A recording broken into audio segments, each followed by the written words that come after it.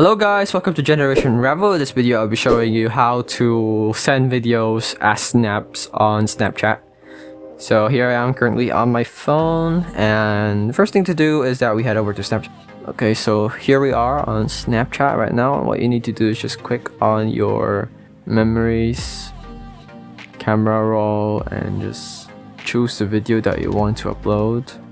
As for example, this one video, for example. As you can see, this is how you can just send this or add it to your story. You can even add a caption or edit it. Try sending it to someone, or just send it to whoever you want it to send to, but you can even add a chat or a caption to the video. So that is how you send videos as a snap on Snapchat on Android.